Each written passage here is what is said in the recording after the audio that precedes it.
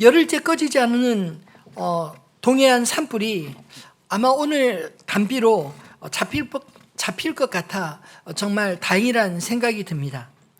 우리나라의 최대 피해를 낸 이번 동해안 산불이 여러 곳에서 여러 곳에서 시작이 되었는데, 그 중에서도 제일 큰 울진 삼척의 산불의 주범을 잡고 보니 60대 남성이었습니다. 그는 토치와 도끼를 들고 여기저기 불을 내던 중 이웃들의 신고로 붙잡혔습니다. 그래서 왜 그렇게 했느냐라고 물어보니까 동네 사람들이 자신을 무시한다, 그런 이유로 산에 불을 질렀다는 것입니다. 그런데 그 불을 피하려다 자신의 어머니도 돌아가시고, 그렇게 시작된 불길이 아직까지도 꺼지지 않고 오랫동안 키워온 삼림을 태우고 수많은 집들과 농지를 태우며 수많은 이재민을 발생하게 하지 않았습니까? 이처럼 사람들이 만약 자기 감정을 못 참고 복수를 일삼는다면 세상은 어떻게 될까요? 아마 평화가 사라지고 마치 산불이 이곳저곳으로 이곳저곳 붙어가듯 그렇게 세상은 불타지 않겠습니까? 그래서 성경은 신명기에 동해보복법을 제시하고 있습니다. 눈은 눈으로, 이는 이로 갚으라. 이 말씀이 많은 사람들이 오해가 있는데, 단지 이 말씀은 복수의 정당화를 주장하는 말씀이 아닙니다. 오히려 힘이 지배하던 그런 시대, 힘 있는 자가 과도하게 힘 없는 자에 복수하지 못하도록 막기 위해서 복수의 범위를 제한해서 눈은 눈으로, 이는 이로, 그 이상을 범하지 마라 하는 말씀인 것입니다. 오늘 세 번째 이어지는 이 삼손의 이야기는 복수에 대한 이야기입니다. 삼손이 결혼식장에서 30명의 새로 사귄 블레셋 친구들과 내기 수수께끼를 내지 않습니까? 근데 그것을 풀지 못하자 이 친구들이 그 아내를 협박해서 결국 삼손으로 하여금 그 수수께끼의 답을 얻게 되었습니다. 그것을 알게 된 삼손은 홧김에 블레셋 사람 30명을 때려 죽이고 그들의 속옷과 겉옷을 벌칙으로 30명의 친구들에게 나눠주고는 혼인한 아내를 쳐다보지도 않고 떠나서 자기 아버지 집으로 돌아가고 말았습니다. 얼마나 지났을까요? 오늘 본문에 보면 얼마 후 밀을 거둘 때 삼손이 마음이 좀 풀렸는지 염소 새끼를 가지고 다시 딥나로 내려와 아내에게 돌아온 이야기를 소개하고 있습니다. 근데 삼손이 아무 말 없이 아내를 떠나 있었던 그동안 자기 아내는 이미 다른 남자에게 다시 시집을 가버리고 말았습니다. 이 삼손을 마주한 장인은 얼마나 당황스러웠는지 그가 아내를 미워해서 버린 줄 알았다. 그래서 다른 남자에게 시집을 보내었는데 그 아내보다 더 아리따운 동생을 내가 다시 줄 테니 좀 마음을 가라앉히라 라고 사정사정 하지 않습니까? 그럼에도 불구하고 삼손의 그 삐뚤어진 마음은, 그 분노는 멈추지를 않았습니다. 밀을 거두는 농번기에 여우 300마리를 잡아 2마리씩 꼬리를 묶고 그 끝에 횃불을 달아 블레셋 사람들의 농작물을 불태우는 것으로 이 블레셋 사람들에게 화풀이 복수를 한 것입니다. 그렇게 시작된 삼손의 복수는 어떤 결과를 낳았을까요? 복수는 또 다른 복수를 낳기 마련입니다. 오늘 본문에 보면 반복되는 복수가 계속 발생하고 있지 않나요? 삼손의 복수로 영분도 모른 채 자신의 농작물을 다 잃어버린 블레셋 사람들은 도대체 누구의 짓인지, 왜 그렇게 했는지 추적했습니다. 결국 삼손이 한 짓인 것과 삼손의 분풀이가 자기 아내를 빼앗긴 이유인 것을 알게 되고 그들 역시 화가 나서 삼손이 아닌 삼손의 장인과 그 아내를 향한 복수를 저질렀습니다. 삼손과 관계된 사람들에 대한 일종의 연좌제인 것입니다. 자기 때문에 처가가 동족에게 살해당한 이야기를 들은 삼손은 이번에도 블레셋 사람들을 향해 이를 갈며 원수를 갚습니다. 8절에 블레셋 사람들이 정강이와 넓적다리를 크게 쳐서 죽이고 내려가서 에단 바위 틈에 머물렀더라. 여기서 정강이와 넓적다리를 크게 쳐서 죽인다, 이 말의 의미가 참 이해하기가 좀 어렵죠. 근데 여기서 말하는 정강이와 넓적다리는 쇼크 알 레이크라는 히브리어인데, 이 쇼크는 정강을 의미하고 야레크는 이 넓적다리를 의미하는 단어입니다. 구약에서 근데 이 야레크의 쓰임을 보면 생명의 근원을 상징하는 단어로 사용되었습니다. 창세기 24장에 아브라함이 그의 종을 이삭의 아내를 구하기 위해 고향으로 보낼 때 종의 손을 아브라함의 넓적다리 아래 넣고 맹세하게 하지 않았습니까? 그것은 그런 맹세는 가장 강력한 서약을 의미하는 단어였습니다. 자손을 가리켜 야레크에서 나온 자라고 성경은 이야기하고 있는데, 이것은 이 야레크가 생명의 기초를 상징하는 말이었다는 것입니다. 그러므로 삼손이 이 블레셋 사람들의 넓적다리를 쳤다는 표현은 그들의 씨를 완전히 말렸다, 이런 뜻입니다. 삼손의 가정에서 시작된 가정의 불화가 마치 산불처럼 지역과 민족으로 번져나가는 모습이 오늘 이 말씀 속에 보이지 않나요? 삼손이 자기 처가에 대해 화가 나서 블레셋 사람들의 농작지에 불을 지르고, 또 블레셋 사람들은 그 분풀이로 삼손의 처가를 몰살하는 복수를 하고, 그 소식을 듣고 또 처가를 몰살한 동네에 찾아가 분풀이로 그 동네 사람들을 몰살하는 그런 복수의 반복된 일들이 벌어지고 말았습니다. 근데 삼손 한 사람이 일으킨 이 전쟁 소식을 들은 블레셋 사람들은 군대를 일으켜 유다 땅으로 쳐들어왔습니다. 그리고 진을 치고 공격하기 시작합니다. 그러자 유다 사람들은 영문도 모른 채 그들이 왜 공격하는지 물었습니다. 근데 그들의 대답은 삼손 한 사람을 결박해서 넘기라, 우리가 당한 대로 복수하겠다라고 말을 합니다.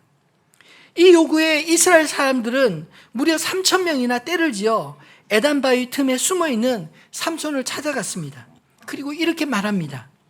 너는 블레셋 사람이 우리를 다스리는 줄을 알지 못하느냐? 내가 어찌하여 우리에게 이같이 행하였느냐? 자신들의 화를 모면하려고 유다 지파가 나서서 삼손을 설득해 붙잡아 주었는데, 블레셋 사람들이 삼손을 잡으려고 달려드는 그 순간 갑자기 여호와의 신이 임해서 삼손이 나귀 턱뼈 하나를 붙잡고 블레셋 군인 1,000명을 죽이는 이야기로 오늘 본문은 삼손과 블레셋 간의 반복된 복수의 이야기를 하고 있습니다. 그럼 오늘 본문이 이 복수에 대한 정당성을 옹호하는 그런 말씀일까요? 예수님은 분명히 마태복음 5장 43절로 44절에 원수를 사랑하라, 그렇게 가르치지 않았나요? 한번 읽어보겠습니다. 내 이웃을 사랑하고 내 원수를 미워하라 하였다는 것을 너희가 들었으나 나는 너에게 이르노니 너희 원수를 사랑하며 너희를 박해하는 자를 위하여 기도하라. 아멘. 그러면 이 구약의 말씀과 신약의 말씀이 충돌하는 것일까요? 구약의 하나님과 신약의 하나님이 다른 분이십니까? 그렇지 않습니다. 그럼에도 불구하고 우리가 이 본문 속에 원수에 대한 보복, 이것에 대해서 마치 성경이 옹호하는 것처럼 보이는 이유가 무엇일까요? 왜냐하면 이렇게 생각할 수 있는 딜레마가 14절에 여호와의 영이 삼손에게 갑자기 임하심에, 삼손이 괴력이 생겨서 블레셋 사람 1,000명을 맞서 싸워 죽이게 하였기 때문입니다. 이처럼 오늘 말씀은 분명 깊이 묵상하면 묵상할수록 여러모로 참 불편한 이야기 투성입니다. 마치 여러분 본문의 이야기가 헐리우드 영화 헐크처럼 통쾌하게 보이지 않으시나요? 아니면 홀로코스트의 학살을 보는 것 같은 불편함이 느껴지시는 분은 안 계십니까? 당시 그럼 유다 사람들의 눈에 삼손의 이런 행동들은 어떻게 보였을까요? 불편했던 것 같습니다. 왜냐하면 삼손의 이 돌발적인 행동이 자신들에게 미치는 영향을 먼저 생각했기 때문입니다. 그들의 말을 한번 직접 들어볼까요? 11절에 너는 블레셋 사람이 우리를 다스리는 줄을 알지 못하느냐? 내가 어찌하여 우리에게 이같이 행하였느냐? 사실 삼손이 블레셋 사람들에게 보복했지 이스라엘 사람들에게 해를 끼친 것은 아니지 않나요? 그런데 그 블레셋의 또 다른 보복을 받았던 이스라엘 입장에서는 마치 삼손의 행동이 자신들에게 한 것처럼 그렇게 느껴졌기 때문입니다. 어떻게 들으면 이 당시 유다 사람들 입장에서 당연한 이야기 같지만 또 이 말씀이 다른 의미에서 불편하게 느껴지는 이유는 무엇일까요?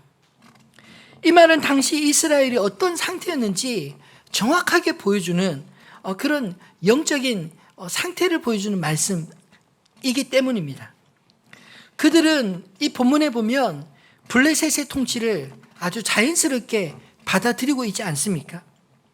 다른 시대 사람들처럼 그들은 이방의 민족의 압제와 종살이를 할 때 하나님 앞에 구원해달라고 부르짖지도 않았습니다.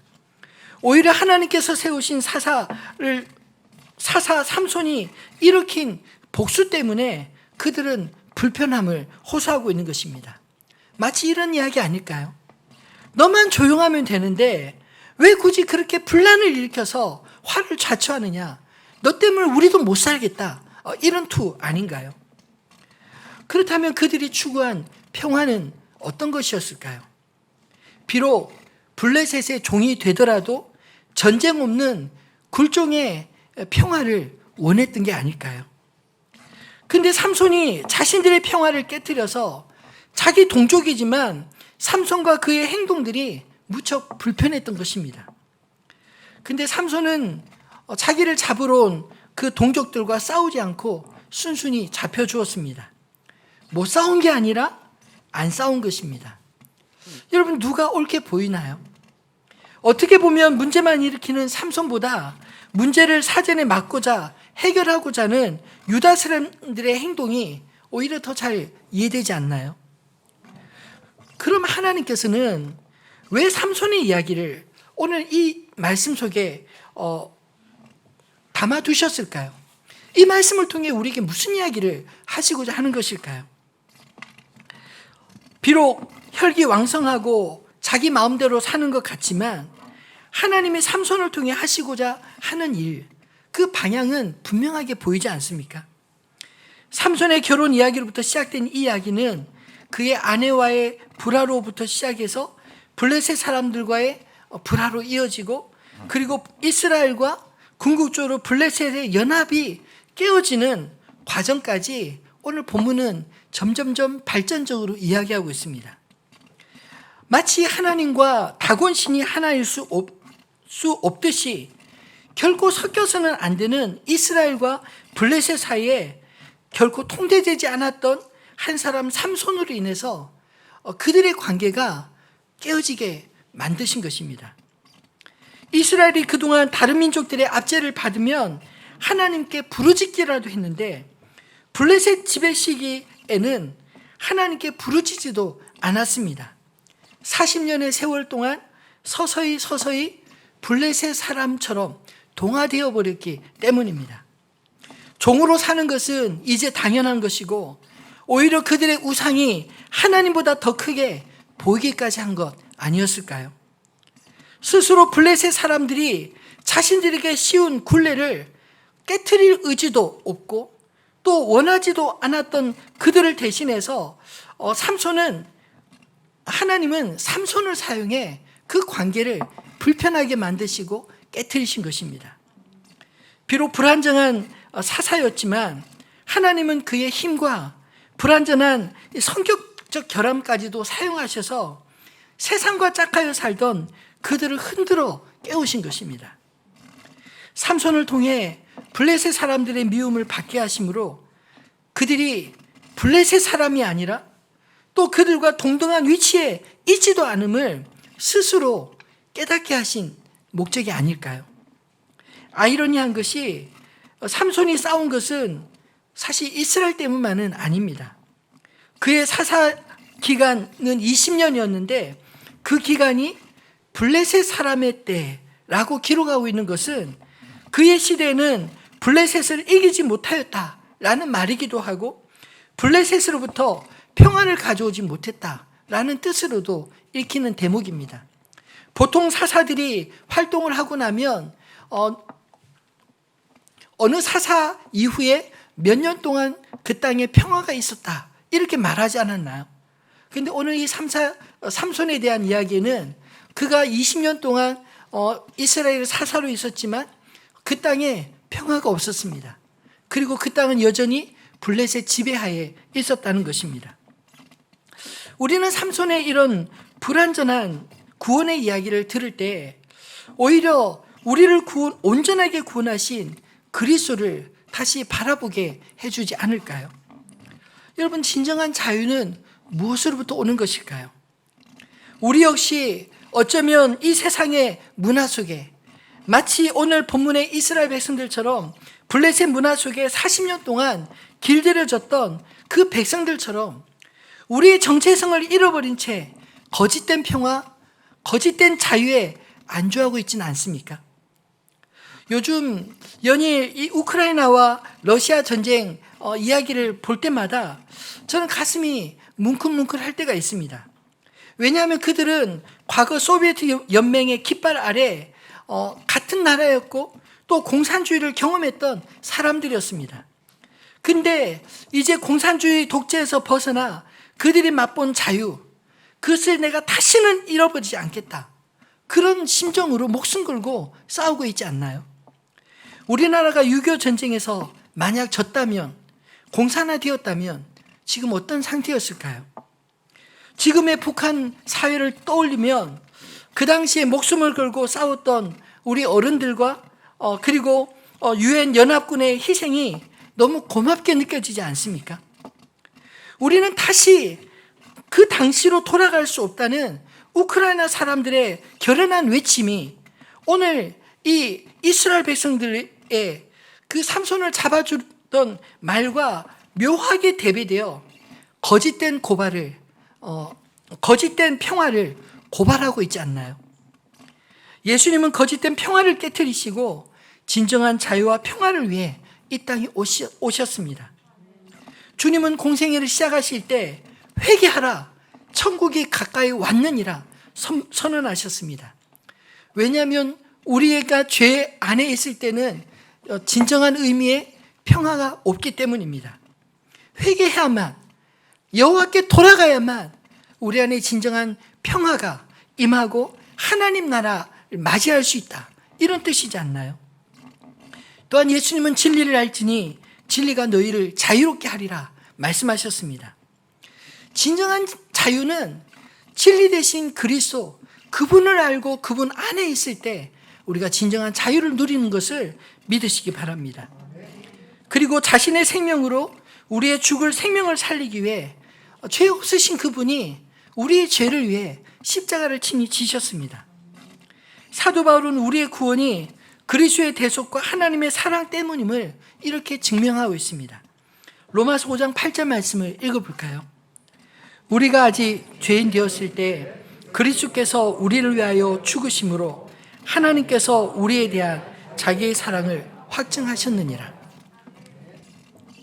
마치 오늘 본문의 이스라엘 백성들처럼 자신이 지금 어떤 상태에 있는지 깨닫지도 알지도 못하는, 그래서 진정한 자유를 구하지도 않는, 진정한 평화를 구하지도 않는 그 백성들을 위해 하나님의 삼손을 일으켜서 그 이스라엘과 블레셋 사이를 갈라놓으시는 것처럼 예수 그리스도께서 우리가 아직 죄인 되었을 때, 여전히 죄 안에서 그것이 무엇인지도 깨닫지 못하는 때 우리를 위해 친히 오셔서 우리를 위하여 십자가에 죽으심으로 하나님께서 우리에 대한 자기의 사랑을 확증하셨다, 그렇게 말씀하고 있지 않습니까? 삼손은 자신의 힘을 자기 성격대로 마음대로 사용했지만 예수님은 하나님 아들이신 그분의 권능을 자신을 위해 사용하지 않으셨습니다. 그리고 우리를 위해 십자가 아래 내어놓으셨습니다.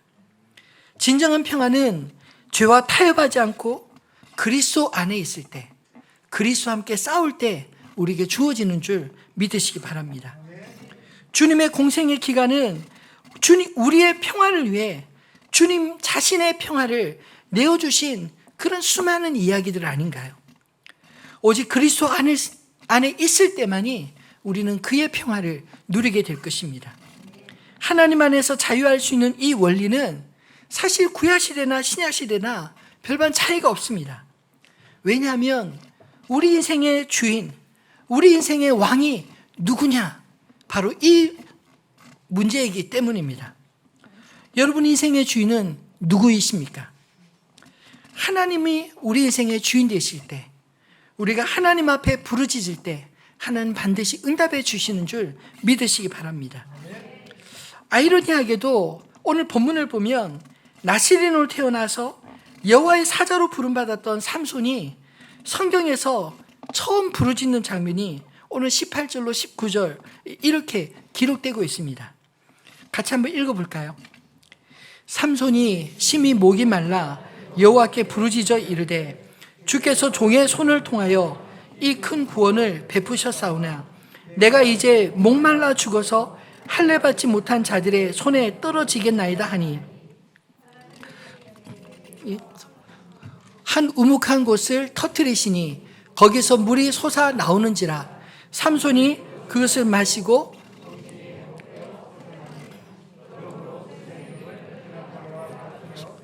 그 샘이 오늘까지 레이에 있더라. 아멘. 참 재미있는 것이 삼손은 자신을 죽이러 온 사람들 앞에서도 하나님 앞에 부르짖은 적이 없습니다. 근데 단지 목마름, 그 앞에, 그 갈증 앞에 여호와께 부르짖었다라고 기록하고 있지 않나요? 어쩌면 삼손에게 인간의 연약함이 느껴지는 장면이 바로 이 장면 아닌가 싶습니다. 그렇게 하나님 앞에 부르짖었을 때 하나님은 한 우묵한 곳을 터뜨려서 물을 주셨는데 그 샘의 이름을 삼손이 엔하골에 부르짖는 자의 샘이라 불렀습니다. 여러분 하나님은 부르짖는 자를 외면하지 않는 분이심을 믿으시기 바랍니다. 오히려 부르짖지 않고 기도하지 않는 것은 하나님 없어도 괜찮다는 그런 교만함 아닐까요? 하나님 도움 없이 내 힘으로 내 인맥으로 충분히 잘 살 수 있다는 그런 태도 아닌가요? 하나님 없는 세상이 불편하지 않는 이유가 무엇입니까? 오히려 열심히 있는 하나님의 사람들을 보는 것이 불편한 것이 혹시 내가 그만큼 세상과 가깝다는 방증은 아닌가요? 하나님이 주시는 평안과 세상이 주는 편안은 분명 다른 것입니다. 세상은 그냥 편안함으로 하나님 안에서 누리는 우리의 평강을 깨트리고 그런 상황들에 익숙해지고 무뎌지게 만들지 않나요? 코로나 기간 우리가 예배드리지 않는 것이 어느덧 익숙해지듯 말입니다. 또 영상으로 예배드리는 것 역시 갈수록 주님과의 관계에서 주님 중심이 아니라 나 중심으로 예배 태도가 바뀌게 만들고 있지는 않습니까? 그렇게 점점 영적으로 무뎌지도록 하는 것이 바로 사탄의 방식인 것입니다. 오늘 삼손의 이야기처럼 하나님은 어떤 방향과 의도를 가지시고 때로는 우리의 평안을 깨트리실 때가 있습니다. 왜냐하면 그렇게라도 하지 않으면 우리가 세상 속에 안주해서 우리의 생명이 유한한 것을 잊어버린 채 이 땅에서 영원히 살 것처럼 영원하신 주님과 그의 나라를 떠나 사모하지 않기 때문입니다. 그런 의미에서 어쩌면 우리에게 감당하기 어려운 육체의 고난과 삶에서 예상치 못하게 찾아오는 고난들은 주님께 부르짖고 그를 만나도록 초대하시는 초대장 같은 것이라 말할 수 있지 않을까요? 하나님은 우리가 원하는 거짓된 자유, 곧 우상숭배와 블레셋의 문화로부터 해방시키기 위해 일하시는 분이십니다. 삼손의 모든 복수의 이면에 세상을 향한 하나님의 일이 보이지 않으시나요? 하나님은 우리가 하나님을 떠나 우상의 종이 되는 것을 가만히 보고 계시지 않습니다. 이것은 부모가 자식이 잘못하는 것 가만히 보고 있지 않고 방치하지 않는 것과 같지 않을까요? 삼손의 오늘 이야기는 하나님을 떠난 이스라엘을 그들이 사랑하는 이방 나라들과 그들의 신들로부터 구하기 위해 통제되지 않는 삼손의 힘과 성격을 사용하셔서 그들의 결합 관계를 깨트리시는 그런 내용들입니다. 여러분, 우리가 알지도 못하는 사이에 마치 이스라엘 백성들처럼 그렇게 세소가 되어버린 모양은 없으신가요? 그것이 전혀 불편하지 않게 되었을 때 하나님은 삼손과 같이 우리가 통제할 수 없는 누군가를 통해 그것을 도전하실 것입니다. 그렇게 찾아온 불편함, 그것은 오히려 우리가 잃어버린 하나님을 더듬어 찾게 하시고 하나님을 부르짖게 만드는 그런 하나님의 초대인 것을 기억하시기를 바랍니다. 그러므로 내가 감당하기 어려운 이런 일들을 목격하게 될 때 오히려 깨닫고 속히 돌이켜 주님께로 달려나가는 저 여러분 되시기를 주님의 이름으로 축원합니다.